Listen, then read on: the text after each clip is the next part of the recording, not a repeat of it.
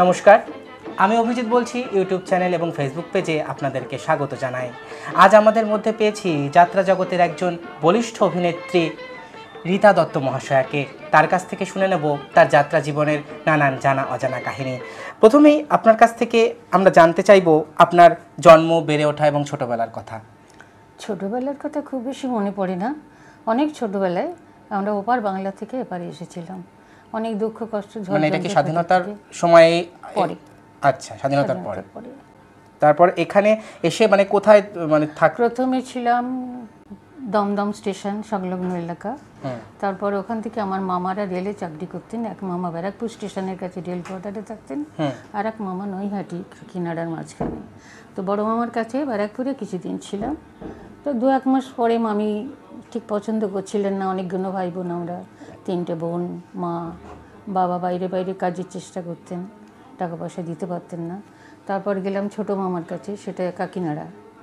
এরকম করে ঘুরতে ঘুরতে তারপর কাকিনাড়াতে যখন ছিলাম, ওখানেরই একজন ভদ্রলোক এই টিটাগড়ে একটা বাড়ির সন্ধান দিল, যে খুব ব্রিটানিয়া ইঞ্জিনিয়ারিং কোম্পানির পাশে রেল লাইনের কাছাকাছি। টিটাগড়ে এসে থিতু হলেন?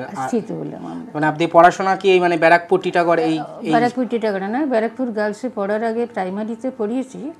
তখন একজন মাস্টারমশাই, তার নাম পাগলা মাস্টারমশাই বলতেন সবাই, ওপার বাংলা থেকে যারা আসতো, রিফিউজি বাচ্চা কাচ্চা যারা পড়াশোনা, তিনি নিজের খরচায় বই খাতা জোগাড় করে তাদের পাঠশালার মতো মাটিতে করতেন।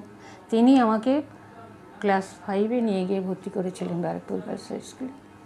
তারপর দুর্ভাগ্যবশত তার সঙ্গে আর আমার কখনো দেখা হয়নি।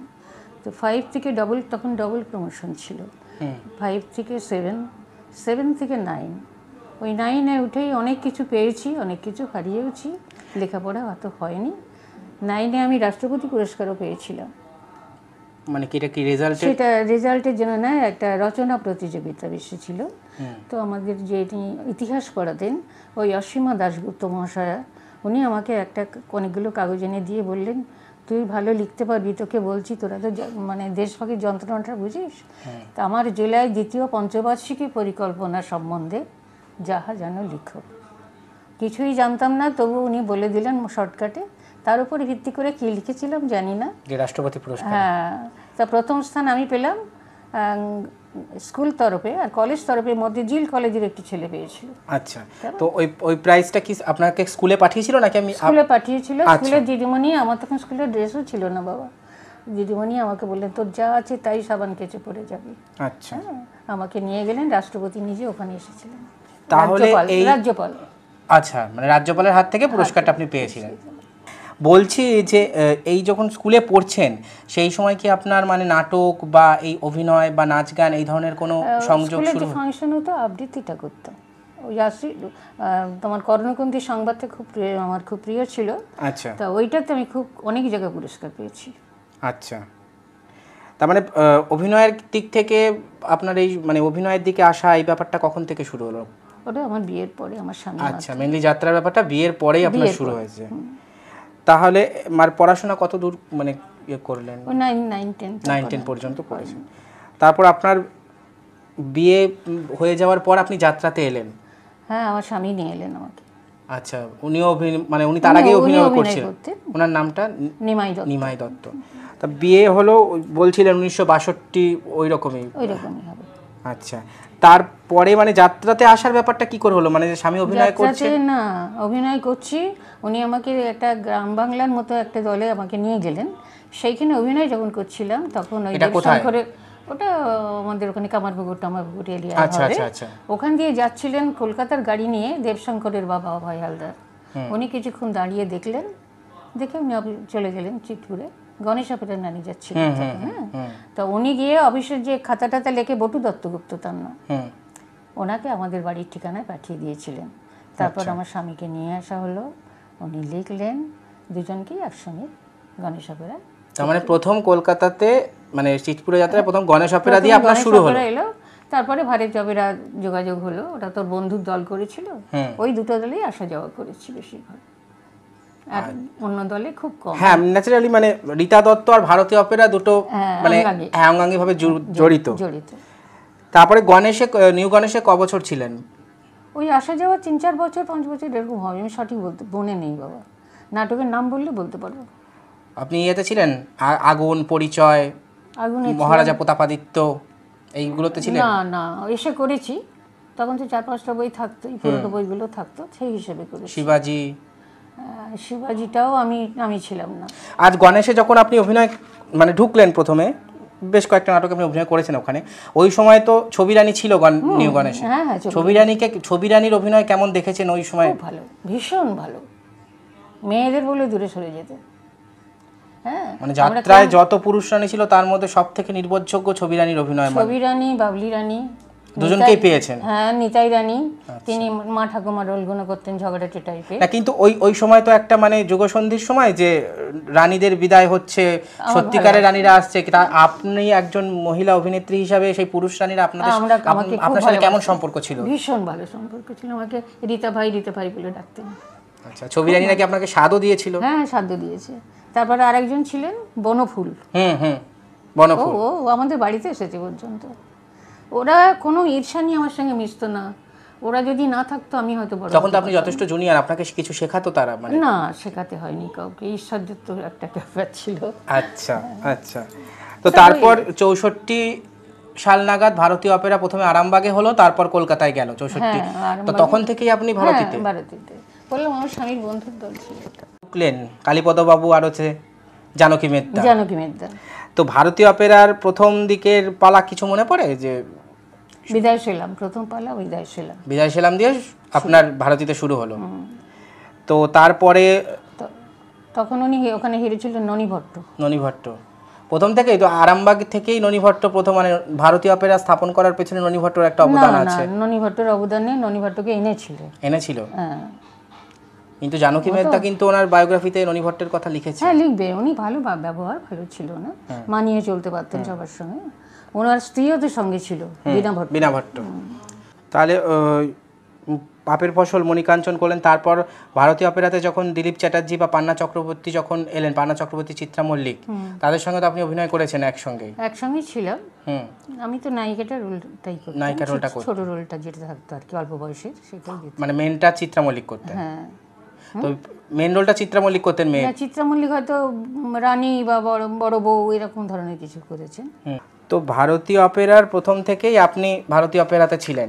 তো ভারতীয় অপেরাতে যেবার দিলীপ চ্যাটার্জি এলেন, দিলীপ চ্যাটার্জির বেলাতে তখনও তো আপনি রয়েছেন। তো এই পান্না চক্রবর্তী, চিত্রা মল্লিক বা দিলীপ চ্যাটার্জি তখন মানে বিশাল স্টার। তো দিলীপ চ্যাটার্জির ডিরেকশন বা ওনার সাথে অভিনয় করার অভিজ্ঞতা কিরকম? খুব ভালো, উনি ওরকম দেখতে বটে, রাগি মনে হয় তা নয়, খুবই ভালো সহযোগী মানুষ। কিভাবে শেখাতেন মানে ডিরেকশন? না, ডিরেক্টর ছাড়া কেউ শেখাতেন না। না, দিলীপ চ্যাটার্জি কিভাবে করতেন? উনি তো সেই বছর উনি ডিরেকশন দিয়েছিলেন যে বছর ছিলেন উনি কিন্তু ডিরেকশন দেননি, করেছেন, ডিরেক্টরই করেছেন। ওনার নামটা হয়তো সম্মানের জন্য দেওয়া হয়েছিল। আচ্ছা। তারপর বারণও করতেন না কাউকে কিছু। মানে ভারতীয় অপেরার প্রতিষ্ঠা হওয়ার পর প্রথম যে যাত্রাপালাটা সব থেকে বেশি দাগ কাটলো মানুষের মনে, সেটা হচ্ছে মৃত্যুঞ্জয় সূর্য সেন, 1969 সালে। মৃত্যুঞ্জয় সূর্য সেন আপনি কোন চরিত্র করেছিলেন? আমি সূর্য সেনের বোন করতাম। সূর্য সেনের বোন করতেন।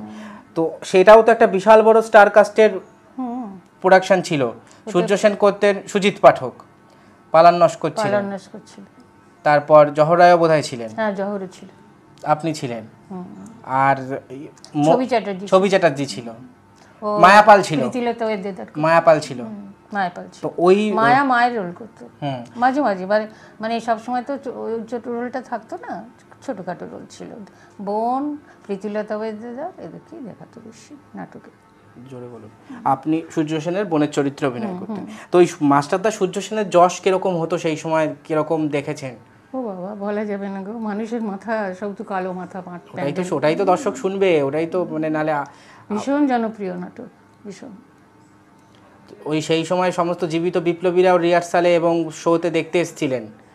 ওটা আমরা পরে শুনেছি, কিন্তু আমরা তো দেখিনি, আর আমাদের দেখা সম্ভব ছিল না। গণেশ গোস্বামী প্রথমে রিহার্সালে এসেছিল, অনন্ত সিং, ওনারা সবাই এসেছিলেন রিহার্সালে। তো ওই সুজিত পাঠক যখন মানে সূর্য সেন হয়ে যখন দাঁড়াতো, মানে কেমন, মানে দর্শক ওনাকে কিভাবে করতো আর কি? দর্শক অনেকে উঠে দাঁড়িয়ে হাততালি দিত। তা ওই ওই সময়ে তো আসাম কাছাড়ের দিকে প্রচুর প্রচুর শো হতো, আপনারা নর্থের দিকে প্রচুর দিন আপার আসামে যাইনি, লোয়ার আসাম, লোহার আসাম, তারপরে তোমার ওই সিকিম ভুটানের কিছু কিছু অংশ, যা বাঙালি অধ্যুষিত যে জায়গা, শিলচরের ওদিকে করেছেন, ত্রিপুরা, হ্যাঁ মণিপুরের কিছুটা। ওই জায়গাগুলোতে করেছেন। তারপরে বিহারের দিকে, এই না বিহারের দিকে যাওয়া হয়নি, জামশেদপুর, এই টাটা এই দিকে, টাটার এই দিকটা, হ্যাঁ টাটার ওটাই হতো বেশি, টাটায়, তারপরে ধনির ওই দিকটা, ঝাড়গ্রাম ওই দিকটা। তারপরে 69-এ ওইটা করার পর, মৃত্যুঞ্জয় সুযোশন করার পর 70 সালে তারপরে আপনি ইয়েতে ওখানেও ছিলেন, 70 সালেও বোধহয় ছিলেন ভারতীতে, না 70 সালে আপনি নিউ প্রভাসে গেলেন। আচ্ছা, কি বই? বিপ্লবী ভিয়েতনাম, সিরাজের কান্না আর পাগল ঠাকুর। পাগল ঠাকুর সুপার ডুপার হিট হয়েছিল, যেমন ভিয়েতনাম, তাকেও যেন ছাড়িয়ে যেত মাস্টারমশাই, মানে পূর্ণেন্দু শেখর খুব ভালো অভিনয় করেছিলেন। আর বিপ্লবী ভিয়েতনামে আপনার কি চরিত্র ছিল? থেরেসা। আচ্ছা, তো থেরেসার ছদ্মনাম ছিল মাদাম বিন। আচ্ছা, তো যেই সময় মানে 1970 সাল, তখন শান্তিগোপাল অলরেডি হিটলার এবং লেনিন করে ফেলেছে। এবার সেই সময়ে হোচিমিনের মতন চরিত্র যখন পূর্ণেন্দুবাবু করছেন, এবং ওনার যে ফিজিক্যাল স্ট্রাকচার, মানে রোগা একটা শরীর, সেই সঙ্গে হোচিমিনের ক্যারেক্টার কেমন মানিয়েছিল বা মানুষের মধ্যে প্রভাব কেমন ছিল? মানুষের মধ্যে বুঝতো না যারা, তারাও বুঝে নিত, জেনে নিত, মানে এই হোচিমিন, হ্যাঁ গল্পটাও জেনে নিত। অনেকে তো বিদেশি গল্প। বললাম বাবা তোমাকে, মাদাম বিন আমাকে আমন্ত্রণ জানিয়েছিলেন ওই হোচিমিনের চরিত্র করার পর। মানে এটা কি মানে ভিয়েতনাম থেকে আমন্ত্রণ এসেছিল যাওয়ার, মানে পার্সোনালি আপনার নাকি গোটা দলের? আমাকে দেখতে চেয়েছিলেন। আচ্ছা, মানে এই চরিত্রটা কে করেছে? তার মানে কি আমি বলতে পারি যে হোচিমিনের থেকেও আপনার জনপ্রিয়তাটা ছাড়িয়ে গেছিল? হয়তো তাই। তো তারপরে নিউ প্রভাসে এই তিনটে, তার সঙ্গে আরেকটাও ছিল শ্রীকান্তর সংসার বলে আরেকটা যাত্রা ছিল, বেশি হতো না, কারণ পাগল ঠাকুর আর বিপ্লবী ভিয়েতনামের চাপে বাকিরা একটু পেছনেই পড়ে গিয়েছিল। তারপর 1971 কোন জায়গায় যদি 5-4 দিনের 7 দিনের এরকম হতো মেলা টেলায়, যেমন তোমার এই কোচবিহারের রাজবাড়ির মাঠে যখন রাসমেলাতে অনেক দিন, প্রায় 1 মাস যাত্রা হতো, তার থেকে তো ওই সব বই একটু একটু দিতেই হতো। কিভাবে থাকতে হতো বাবা জানো, প্যান্ডেলে সে চাঁচের বেড়া আর উপরে ত্রিপল, ছোট ছোট ঘর করে দিত। তা তখন ওই টাইমে কি আপনাদের তো প্রাইভেট ছিল না বোধহয়, সব তো মানে আপনারা প্রাইভেট ছিল না, ট্রেনে করে যেতেন? যারা গ্রেডের আর্টিস্ট তাদেরকে একটা চিরকুটের ঠিকানা লিখে টাকা দিয়ে একটা ম্যানেজার দিয়ে পাঠিয়ে দিত। আচ্ছা, মানে এই যে গ্রেডের আর্টিস্ট বলছেন, এই গ্রেডের আর্টিস্ট আপনি কবে নাগাদ আপনি মানে গ্রেডে? আমি প্রথম থেকেই গ্রেডে ছিলেন, যেহেতু মহিলা ছিল না। তারপরে অভিনয়টা একটা দুরন্ত ব্যাপার ওটা। আচ্ছা, পুরুষ মহিলা সাজতো, এখানে আমি গেছি এবং গিয়ে আমাকে মাইক্রোফোন নিয়েও বলতে হতো না, সবাই চুপ করে শুনতো ছোট ছোট কথাই। আমি চিৎকার করে অ্যাক্টিং করেছি না করি। বিপ্লবী ভিয়েতনাম বা পাগল ঠাকুরের কোনো ডায়লগ বা কিছু আর মনে পড়ে? না বাবা, মনে নেই না? ও মাই প্রেসিডেন্ট জনসন, টালালালা, জনসনকে নিয়ে নাচ ছিল একটা বিপ্লবী ভিয়েতনামে। জনসনের একটা এ ছিল। তো এবারে আমাকে 8 ইঞ্চি হিল কিনতে হয়েছিল, বাটা সুস্থ, এবং তোমার বাটার দোকানের নিচে একটা দোকান আছে। তাহলে আপনাকে তো হিল পরে পুরো প্র্যাকটিস করতে হয়েছে, ওই মানে ফ্লোর ডান্সের ব্যাপারে। না এতে প্রভাস রাবিরার মালিকের একটা ভাই আমেরিকায় থাকতো, 3 কোটি গুচ্ছাই এনে দিয়েছিল। আচ্ছা, আমি যখন চলে আসি তখন আমাকে মালিক পক্ষ বললো, রীতা তো এই রনপাটা নিয়ে চলে যাই, পরে কেউ চলতে পারবে তো। জিননুং থেকে তোমার ওই কাঠের সিঁড়ি বেয়ে তো স্টেজে যেতে হতো, আমি থামতাম না, একবার টাটা করে উঠে যেত, তা তো পড়ে যাবো।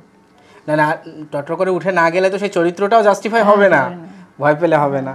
তো তারপরে 71-এ জনসনের চরিত্রটা তোমার স্টার থিয়েটারের একজন অভিনেতা, লম্বা চওড়া সাহেবের নামটা আমি ভুলে গেছি বাবা, উনি করতেন, ওনাকে নেওয়া হয়েছিল মানাবার জন্য। আচ্ছা, আমেরিকানের মতো মানাবে। তাহলে আপনি মানে যাত্রার প্রথম দিকে এসেই বড় বড় দিকপাল অভিনেতাদেরকে পেয়েছেন? কারণ ভয়ও পেতাম না কাউকে, আসলে আমি তো বুঝতামই না কিছু, আমি তো কলোকাল যা করতে হয় করতাম। সুজিত পাঠক, পালান নস্কর, দিলীপ চ্যাটার্জি, পান্না চক্রবর্তী, তারপরে এখানে করলেন পূর্ণেন্দু শেখর বন্দ্যোপাধ্যায়। এবার তোমার রোমান্টিক হিরো ছিল পশুপতি ঘোষ, আর যাত্রার একজন দাপুটে অভিনেতা, আর আরেকজন ছিল সূর্য ঘোষ। আচ্ছা, সূর্য ঘোষ তোমার বাউড়িয়া টাউড়িয়া ওইদিকে কোথায় বাড়ি এখন, ও আমার জীবনী টিবনী। তারপরে 1971-এ আপনি লোকনাট্যে এলেন। আর একজন অনাদি চক্রবর্তী, বীরভূম। অনাদি চক্রবর্তীও এটাতে ছিল। খুব ভালো ছিল জানো, খুব সচ্চরিত্র এবং খুব সাহায্য করতো। একটু এসব চলতো কিন্তু মা বোন সম্পর্ক ভুলতো না। 1971-এ আপনি প্রভাস ছেড়ে লোকনাট্যে চলে এলেন। হ্যাঁ। সেই বছরে লোকনাট্যে ছিল কালিন্দী, সম্রাট শাহজামাল, আর হচ্ছে ইয়ে ছিল, আরেকটা ছিল জয় বাংলা। জয় বাংলাটাই হয়েছে, বাকি সব বন্ধ। কালিন্দী কয়েকদিন হয়েছে, কিন্তু আরেকটা মেইনলি যেহেতু ৭১-এর ইয়েতে জয় বাংলায় চলেছে। ওটা তো আমার দাদা তো ছিলেন, উৎপল দত্ত, জয় বাংলায় উনি অভিনয় করেছেন। আচ্ছা, উনিও কখন করতেন? হ্যাঁ, তো মানে ওইটাতে জয় বাংলাতে আপনার কি চরিত্র ছিল? নাজ বেগম। আচ্ছা, বাবলু ভট্টাচার্য আমার হিরো ছিল ওতে। ওইখানেও তো বিশাল স্টার কাস্ট ছিল এই জয় বাংলার ইয়েতে। মেন আমি একজনের কথা বলছি আগে, সেটা হচ্ছে বিজন মুখার্জি। তো বিজন মুখার্জির ব্যাপারে যদি কিছু বলেন, মানে ওনার অভিনয় কিরম দেখেছেন বা কিরম দাপটের সঙ্গে অভিনয় করতেন? না, দাদা কি বলবো, বিজনদা আমি দাদাই বলতাম। খুব মানে সভ্য, ভদ্র, মার্জিত। যদিও তখনকার দিনে তো সব খেত, কিন্তু মেয়েদের তো ভারতী আবার আপনাকে নিল, মানে আর লোকনাটে থাকতে পারলেন না? না, রাখতে দিত না তো কালীপদ ঘোষ। হ্যাঁ, তো তারপরে লোকনাট্য থেকে ভারতীতে এসে তারপর আর কি অভিনয় করলেন ভারতীতে? তারপরে তো আপনি পরপর কয়েক বছর ছিলেন, 4 বছর বোধহয় পরপর ছিলেন, তারপর আবার প্রবাসে গেছেন। আবার প্রবাসে ওই দুটো দলই কেটেছি বাবু আমার। মালিকরাও ভালোবাসতেন খুব, বর্দা ছোটদা, দীনবন্ধু গুছাইত আর তিনকড়ি গুছাইত। তিনকড়ি বাবু বর্দা, দীনবন্ধু বাবু বর্দা ছোটদার দল। তো আবার যখন আপনি ভারতীতে ফিরলেন, তখন সেই বছরেই হলো বেগম মেরি বিশ্বাস, দাবি, আর বোধহয় কঙ্কা। দাবিটাই হিট করেছিল বেশি। বেগম মেরি বিশ্বাস তো একটু জটিল বই ছিল, লোক ভালো বুঝতে পারতো না হয়তো। দাবিটা বেগম মেরি বিশ্বাস কিন্তু থিয়েটারে ভীষণ হিট করেছিল। ওটা যাত্রায় করা মুশকিল আছে না, কত বড় কাস্টিং ছিল দেখো না যখন বেগম মেরি বিশ্বাস হয়েছিল স্টেজে। আর এখানে তো সেইভাবে নিতে পারেনি। আমার সঙ্গে বোধহয় তনুশ্রী রায়চৌধুরী বলে একজন ছিল। সেই সময় তনুশ্রী বলে একজন অভিনেত্রী ছিল, সেকেন্ড রোল টোলগুলো করতো। অনেক বছর হয়ে গেল বাবা, স্মৃতি। তার মানে দাবি বইটাই বেশি চলেছে, দাবিটা বেশি চলেছে। আচ্ছা, তারপরে করলেন বেহুলা লক্ষিন্দর। তো তারপরে লোকনাট্য থেকে ভারতীয় অপেরা আসার পর যেটা খুব বিখ্যাত একটা পালাতে অভিনয় করলেন, সেটা হচ্ছে ভগবান শ্রীকৃষ্ণ চৈতন্য। তো ভগবান শ্রীকৃষ্ণ চৈতন্যের কথা যদি কিছু বলেন। বিবেক রঞ্জন আপনার সঙ্গে ছিলেন সেই। হ্যাঁ, বিবেক রঞ্জনকে প্রথমে তো আনা হয়নি, আগে 2-3 জন এসেছিল, তাদের ভালো লাগছিল না। ও একদম নতুন বলে হয়তো চট করে ধরে নিতে পেরেছিল। খুবই ভালো অভিনয় করেছে, মনেই হতো না। আপনি কোন চরিত্র করতেন নিয়েতে? বিষ্ণুপ্রিয়া। আর সচিমাতা করতেন বীণা বিশ্বাস, বীণা ঘোষ। ও তো আরেক দিকপাল অভিনেত্রী। বাপরে, তাহলে বীণা ঘোষের মতন অভিনেত্রী সাথেও কাজ করেছেন। খুব ভালো মানুষ, অভিনেত্রী তো ভালো, এবং বড় বোনের মতো, দিদির মতো, যাই হোক আগলে রাখতো সবসময়। বাপরে, আবার কেউ যদি খারাপ কথা কিছু বলতে চলে। ভগবান শ্রীকৃষ্ণ চৈতন্যতেও তো গণেশ মুখার্জি আপনাদের ডিরেকশন ছিলেন। গণেশদা, মানে যে অনেক ভালো ভালো ডিরেক্টরের সাথে আপনি যাত্রাতে কাজ করেছেন। হ্যাঁ, গণেশদার সঙ্গে অনেক দিন করেছি, অনেক বই। তার আগে উৎপল দত্তের সাথে করলেন। হ্যাঁ। তো এই ভগবান শ্রীকৃষ্ণ চৈতন্যের যশ কেমন হয়েছিল আপনাদের সেই সময়?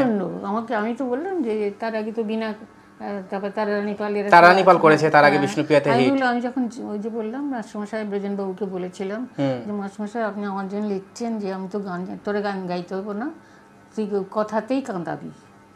তো সেই কথাতে সেই কোনো কথা কি মনে আছে মানে বিষ্ণুপ্রিয়ার কোনো ডায়লগ? ওই যে তোমাকে দিলাম, খরম যখন দিয়ে গেল। হ্যাঁ, সেটা বলুন এবার একটুখানি।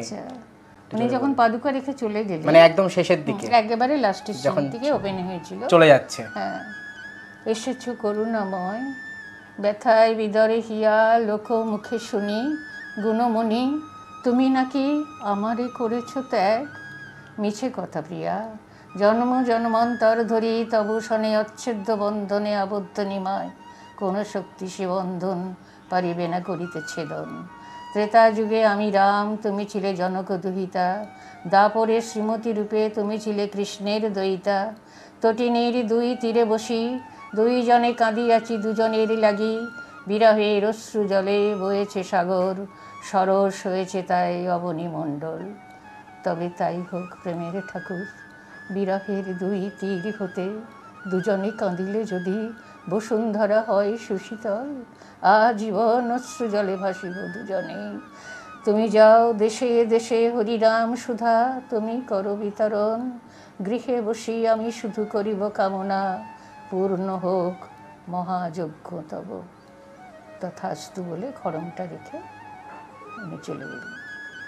সেই খড়মটা নিয়েই বিষ্ণুপ্রিয়া সারা জীবন যতদিন বেঁচে ছিলেন তুলসী তলায় ওই খড়ম থাকতো। আর সারাদিন উনি এক বাটি চাল নিয়ে বসতেন, একবার নাম জপ করে বাঁদিকে একটা করে রাখতেন, যে এক মুঠো চাল যদি হতো সেটাই হবিষ্যান্ন করে খেয়ে দিন দিন শেষ করতো।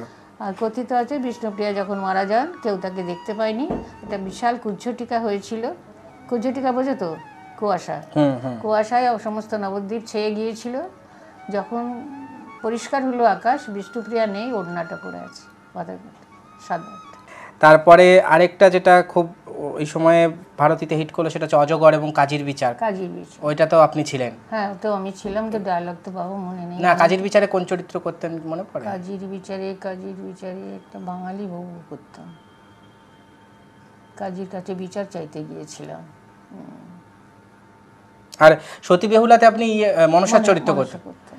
আর বিবেক রঞ্জন করতো লক্ষিন্দর, আর ছবি চ্যাটার্জি করতো বেহুলা। আর চন্দ্রধর বণিক ছিল বিজন মুখার্জি। তারপরে তো আবার ইয়েতে এলেন, আবার আপনাকে নিউ প্রভাসে নিয়ে আসা হলো যখন আবার বিপ্লবী ভিয়েতনামটা আবার যখন হোচিমিন হলো, তখন আপনি ওখানে সমীর লাহিড়ীর সঙ্গে অভিনয় করেন। তো ওটা বেশি দিন আগের মতো ততটা ভালো হয়নি, কিন্তু নামটা ছিল তো, যার জন্য ওরা আবার করেছিল প্রোডাকশনটা যে আবার ওরকম সেল পাবো। সেই বছরে বোধহয় সমীর লাহিড়ী খুবই ভালো অভিনেতা, খুব ভালো অভিনেতা, কিন্তু ওই জিনিসটা যেন পূর্ণেন্দু শেখরের কাছাকাছি আসতে পারে। সেই বছর তো মা শারদা মণি বলেও একটা ইয়ে ছিল, আর যুগের ধারাপাত, এই যুগের ধারাপাত তিনটে বই ছিল। হতো না, ওই বইটা বেশি হতো না, ওই হোচিমিনই হতো। ওই আগেকারের নামের জন্য ইন্দ্র, যেহেতু ইন্দ্রর কাকা না জ্যাঠা, মোট কথা সমীর লাহিড়ী, ইন্দ্র লাহিড়ী। হ্যাঁ, ইন্দ্রর সঙ্গেও কাজ করেছি। তারপরে নিউ প্রভাস থেকে আবার ভারতীতে চলে এলো। আবার ভারত, ওই তো দুটো দলে হ্যাঁ, শুধু মানে টানাপোড়েন চলছে। তো তারপরে রাখাল সিংহের সঙ্গে একটা যে আপনার খুব হিট হয়েছিল সেটা হচ্ছে কংস আর সম্রাট আলাউদ্দিন। তো কংসর কথা কিছু বলুন। কংসতে আপনি কোন চরিত্রে অভিনয় করতেন? আমি দেবকী করতেন, আর রাখাল সিংহ করতো কংস। তো এই যে কারাগারে আটকে রেখে দিত, একটা করে ছেলে হতো, তখন নিয়ে যেয়ে পাশানে আছাড় মারতো। হ্যাঁ, লাস্টের অষ্টম গর্ভে নিলেন। পৌরাণিককে সামাজিকের রূপ দিয়েই করা হয়েছিল, সামাজিকের মতন ডায়লগগুলো দিয়ে। পোশাকগুলো পৌরাণিকের মধ্যে পড়া হতো, মানে ব্ল্যাঙ্ক ভার্সকে গুরুত্ব না দিয়ে একদম সোশ্যাল ভাবে ব্যাপারটা কি ছিল ব্ল্যাঙ্ক ভার্স। হ্যাঁ, কিছু যেখানে দৈববাণী হচ্ছে। আর ওইটাতে তো ডিরেকশন দিয়েছিলেন এই শেখর চ্যাটার্জি, ওই সম্রাট আলাউদ্দিনের ডিরেকশন দিয়েছিলেন। না, এটা কে দিয়েছিল? শেখর চ্যাটার্জি বলেছিলেন আমি পৌরাণিক ভালো পারি না। মোট কথা যে যার মুখস্থ করেই কোনো রকম করে মোটামুটি এইভাবে। আচ্ছা, তাই ওই ভক্তকবি জয়দেব হয়েছিল ভারতীয় অপেরায় সেই বছর বোধহয় দ্বিজু ভাওয়াল ছিলেন, আর বলবেলা সরকার ছিল সেই বছর বোধহয় আপনি ছিলেন। ওই বছরই বোধহয় আপনি এতে গেছেন। না, আমি ছিলেন। ওটাতে কোন চরিত্র করেছিলেন? আমি তো ওর বউ করতাম, পদ্মাবতী। আর বড়বেলা সরকার কোনটা করতো? তাতে বড়বেলা সরকার তো ছিল না আমার সঙ্গে, পরে হয়তো দ্বিতীয় বছরে হতে পারে। একটা নাটক ভালো হয়ে গেলে স্টাফ পাল্টে গেলেও রেখে দেয় তো। না, দ্বিজু আমি ছিলাম। হ্যাঁ, কৃষ্ণ সুদামাটা কে করতো? জহর রায়। তার মানে ওই ভারতীতে বেশ কয়েকটা পৌরাণিক ইয়েতে আপনি অভিনয় করেছেন। আর কৃষ্ণের চরিত্র কে করতো কৃষ্ণ সুদামাতে? ওই দেবকুমার। তারপরে এবার এই ভারতীর ইয়েটা ত্যাগ হলো কবে? মানে এই যে ভারতী থেকে এত বছর একটা চলছে, সেই 65-66 সাল থেকে যে একটা না আপনি ভারতীতে আসছেন যাচ্ছেন, তারপর আপনি অন্য দলে আবার কখন গেলেন ভারতী থেকে? এরপরে কোন দলে গেছিলেন?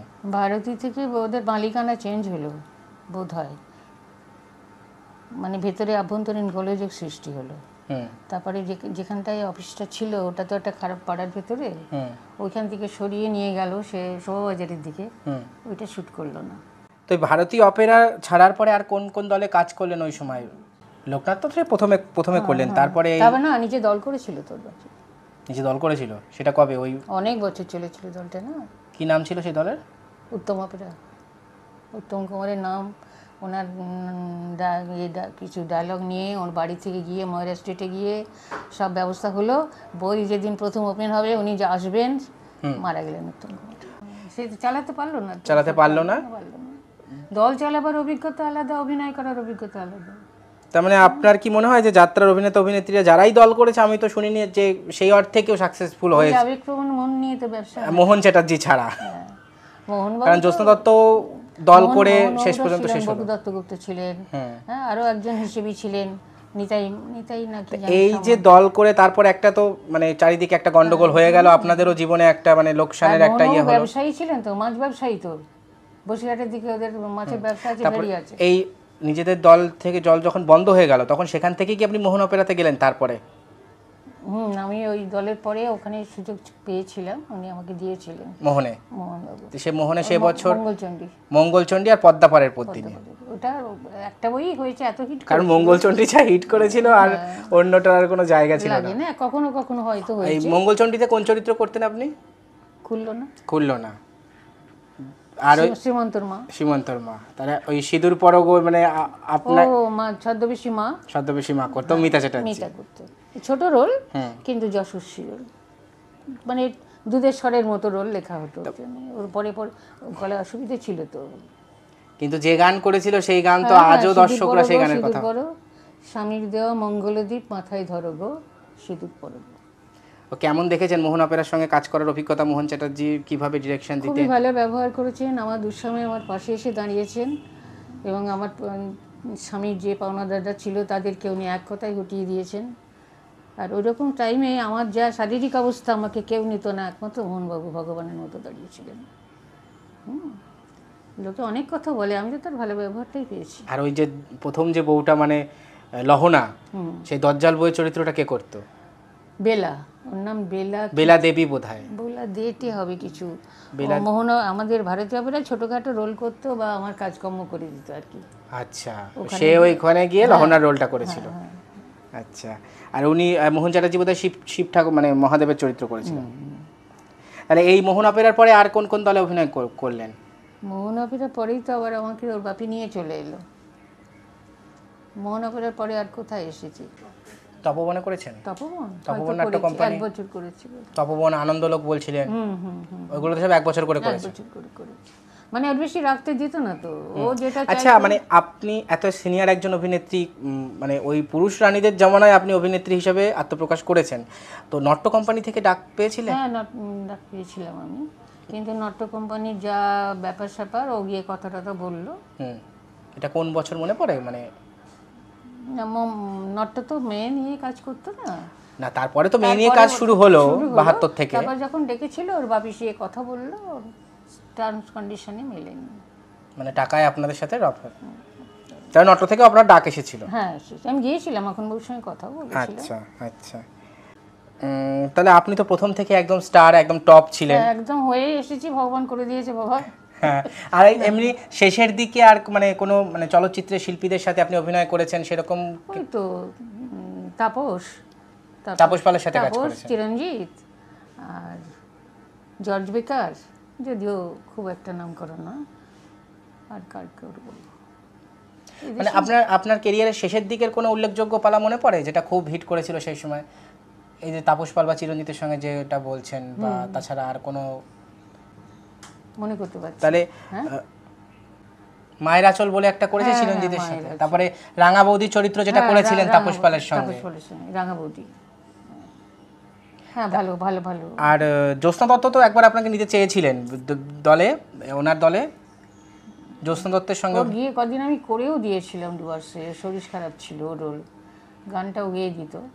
সে আমার কবে মনে পড়ছে, তখন তো ট্রেনে করে বাসে করে ডুয়ার্সে যেতে হতো, যেতে যেতে গাড়ির ভেতরে বসে বসে পাঠ মুখস্থ করে গেছি এরকমভাবে। 2-3 দিন, বেশি দিন না। মানে জ্যোৎস্না দত্তের সাথে আপনার খুব ভালো সম্পর্ক ছিল।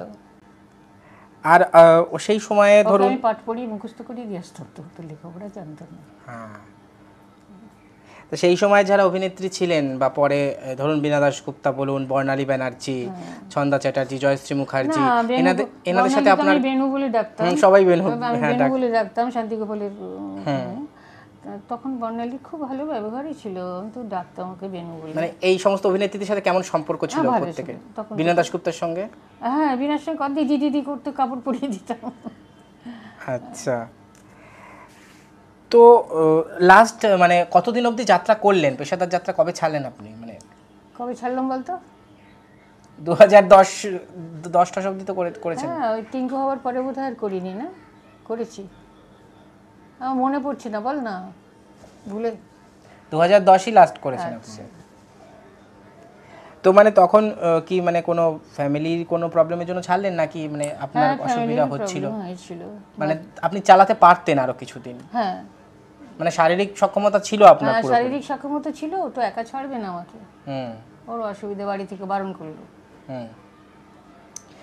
তাহলে এই যে আপনার দীর্ঘ যাত্রা জীবনে এত বড় বড় অভিনেতা অভিনেত্রীদের সঙ্গে আপনি কাজ করেছেন, এত চরিত্র অভিনয় করেছেন, কোনো কি আক্ষেপ আছে যে অন্য কারোর অভিনয় দেখে যে এই ধরনের চরিত্র আমি করতে না, পারতাম? না, না, আমি যা পেয়েছি আমি তাতেই সন্তুষ্ট, তাতেই আমি রূপ দিয়েছি। আমি যেটা করতে পারবো সেটা নাট্যকাররা বুঝতেন। ব্রজেন্দ্র কুমার দে তো নাকি আপনার জন্য চরিত্র সৃষ্টি করে হ্যাঁ। আপনাকে ভেবে লিখেছিলেন। কিন্তু বললাম যে আমি যখন আমাকে বিষ্ণুপ্রিয়া দিলেন না, মাস্টারমশাই কেন দিলেন এটা? আমি তোর লেগে লিখছি, তুই করবি। সেই আর যে বিষ্ণুপ্রিয়া গান গায় না, কাঁদায়, তোর কথায় কাঁদগুলো মনে রাখবো সারা জীবন, বাঙাল কথা বলতে। তো এই যে একজন বাংলার MA BT, আবার ইংরেজিতেও হ্যাঁ হ্যাঁ, মানে এডুকেশনাল কোয়ালিফিকেশনে সেই সময় ব্রজেন্দ্র কুমার দে মানে তখন অনেক জানো তো, যাত্রার নাটককে নাটক বলতো না, পালা। পালা বলতো। হ্যাঁ অবশ্যই, কারণ যে গানের আধিক্য বেশি, তো সেক্ষেত্রে পালা। না, নাটক বলেই স্বীকার করতো না, আজও কিন্তু স্বীকার করে না, কারণ তবুও আইনি একটা লড়াই হ্যাঁ লড়েছে। হ্যাঁ একদম, কারণ ওনার পালার যা সাহিত্য গুণ, সেই সাহিত্য গুণ অনেক নাটকেরও নেই। তোমরা চন্দ্রাবতীকে নিয়ে একটু আলোচনা করো না, কবি চন্দ্রাবতী। নিউ রয়্যালের? নিউ রয়্যালের নয়, উনি ঐতিহাসিক চরিত্র। ও আচ্ছা, কবি চন্দ্রাবতীর কথা বলছেন। হ্যাঁ, নিউ রয়্যালে কবি চন্দ্রাবতী যাত্রাটা হয়েছিল। চন্দ্রাবতী আমিও করেছি। তো উনি সারা জীবন শুধু লেখাপড়া নিয়েই কেটে গেছেন, সংস্কৃত থেকে বাংলায় রামায়ণ রচনা করেছেন। মধ্যযুগের মহিলা কবি। আর যে ওর সঙ্গে যে ছিল, তাকে তো হাজবেন্ড নিমাই দত্তই আপনার এই যাত্রার সমস্ত প্রশাসনিক দিকগুলো দেখতেন, সব মানে কোন দলে আপনি যাবেন, কত টাকা ইয়ে হবে, সবকিছু উনি সামলাতেন। সব মানে এইসব দিকে আপনি কোনোদিনও নজর দিয়ে দেন? না, নজর দিতেই হতো না, উনি তো গিয়ে নিয়ে চলে আসতেন অফিস থেকে মাইনের টাকা। আর আপনার 2 মেয়ে? আমার 2 মেয়ে। আচ্ছা, তাহলে এখন মানে আপনি এখন মেয়ের বাড়িতে আছেন, মানে হাজবেন্ড মারা যাওয়ার পর আপনি এখন বড় মেয়ের কাছে থাকেন? না, আমি আসি মাঝে মাঝে থাকি, আমি বাড়িতেই থাকি এখন, ওরা খোঁজ খবর করে, ফোন করে। এর এখানে যখন আসি ও আচ্ছা, মানে ওখান থেকে যাতায়াত করে থেকে? কম থাকি, এখানেই থাকি বেশি। হ্যাঁ, একা একা থাকা ওর বয়স তাহলে ওই পেসমেকার বসানো হলো, ওই জন্য আপনি যাত্রা থেকে মানে সরে দাঁড়ালেন, কারণ রেস্ট্রিকশন, আর তো পেসমেকার পরে তারপরে আর অভিনয় করাটাও অসুবিধা। তাহলে এখন এই মেয়ে নাতি সবাইকে নিয়ে আপনারা এখন সময় কাটছে। তাহলে মানে এত একটা দীর্ঘ যাত্রা জীবন, পুরস্কারের ব্যাপারে যদি আমি জিজ্ঞাসা করি, তাহলে আপনি ওই ক্রিটিক চয়েস অ্যাওয়ার্ড পেয়েছিলেন দিল্লিতে একবার, আপনি বলছিলেন দিশারি পুরস্কারও পেয়েছেন। দিশারি পুরস্কার কয়েকবার পেয়েছেন। মনে আছে মানে কোন কোন চরিত্রের জন্য দিশারি পুরস্কার? না, খুব একটা মনে নেই। পাগল ঠাকুরের একবার পেয়েছিলাম, আর একটা কিসে যেন পেয়েছিলাম, 2বার বোধহয় পেয়েছিলাম। আচ্ছা, আর এই দীর্ঘ যাত্রা জীবনে এমন কোনো ঘটনা কি আছে যে মানে যাত্রা করতে গিয়ে যেটা খুব মেমোরেবল আপনার কাছে, মানে যেটা আপনি ভুলতে পারছেন না, মানে পারবেন না আর কোনোদিনও, মানে এমন কোনো ঘটনা, দর্শকের কোনো অনুভূতি বা যাত্রা করতে যাওয়ার পথে কোনো ঘটনা, সেরকম কিছু? না, রাস্তায় জ্বর হয়েছে, ডাক্তার দেখিয়ে দক্ষিণ 24 পরগনার দিকে নিয়ে গেছে, সেখানে একজনদের বাড়িতে শুয়ে রেখেছে, তারা বারবার মাথায় জলপটি দিচ্ছে, তুলে বসাচ্ছি, বলছে আপনি কি করে করবেন? আমি আমাকে করতেই হবে। হ্যাঁ, এই যে ভালোবাসাগুলো, কারো বাড়িতে থাকতে দিলে তারা বলতো ওখানের খাবার খেতে হবে না, আমাদের বাড়িতে খাবে। পৌষ পার্বণের সময় ধরো ডুয়ার্সের দিকে থাকতাম, ওরে বাপরে মেয়ে জামাই এসেছে আমাদের বাড়িতে, এই কোন বারটা বলতো, একটু মনে করে। ও হ্যাঁ বাবা, ওগুলো জানতে চাইছি। বাপরে, সেটা তোমার কোনখানটা, মুর্শিদাবাদটা পেরিয়ে, সুতি টুতি পেরিয়ে এসে আমার তখন তো আমাকে আলাদা প্রাইভেটে যেতে দিত না, যেহেতু ওর বাবা হিরো নয়, ও গাড়ি প্রাইভেট পাবে না, আমাকে একা হিরোর পাশে বসে যেতে দেবে না। আচ্ছা, বুঝতে পেরেছো? আর যাই হোক, গাড়িতে ফার্স্টে ডবল সিট একটা আমাকে দিত, মাঝখানে একটা বেডিং দিত, তার উপরে পাটা তুলে, হ্যাঁ বাসে দুটো কাটা সিট, একটা আমি বসতাম আর একটা পা তুলে হ্যাঁ করতে পারি, ও থাকতো। তো ওইখানটায় হঠাৎই দেখা গাছের গুড়ি কেটে ফেলে আর বাস আটকে দিয়েছি, আর হই হই রই রই। আমি তখন কী করলাম, টাকা পয়সাগুলো ওর কাছে ছিল তো আমাকে দিল, আমি হাতে করে নিয়ে পায়ের নিচে দিয়ে মানি ব্যাগ, যা টাকার গোছ মাইনে তোলা ছিল সেদিন, রেখে। মানে দলের সবার টাকা ছিল না, আপনাদের দুজনের টাকা। তারপরে তো ওরা উঠলো, উঠে একেবারে সব ছেড়ে ছুঁড়ে সমস্ত ফেলে দিল। আর মেয়েরা চুপচাপ, মেয়েদের বলছে কিচ্ছু নয়, আপনারা বাইরে নিচে গিয়ে দাঁড়ান, আমরা গাড়ি সার্চ বাসে যা যা আছে নেবো, তারপর চলে যাবো। ভয়ঙ্কর অভিজ্ঞতা। ওরে বাপরে! আর একবার এতে যাচ্ছিলাম, ত্রিপুরা যাচ্ছিলাম, তখন তো বাসে করে যেতে হতো। এই 18 মোড়া পাহাড় আছে একটা, জানো? সেই পাহাড়ের দিকে গাড়িটা হেলে গেল, হেলে গিয়ে নিচে গড়িয়ে গেল উপরে খাদ থেকে। হ্যাঁ, একটা বিশাল গাছ ছিল, সে গাছের শেকড়ে আটকে গেছে, আর সবাই ঝুলছে। যারা পাচ্ছে, সাহস আছে, তারা ওপর থেকে ঝাঁপিয়ে পড়ছে, আর ওর বাপ আমাকে এইভাবে টেনে তুলে ওখান থেকে খাদ থেকে উদ্ধার করে না না ধরে এইভাবে কাঁধে তুলে। আচ্ছা, আপনাদের উদ্ধার হলো কিভাবে? মানে আপনারা ওই পুলিশ গেল, তারপরে দড়ি বেঁধে ও আমাকে ওইভাবে নিয়েই দড়ি বয়ে নেমেছে।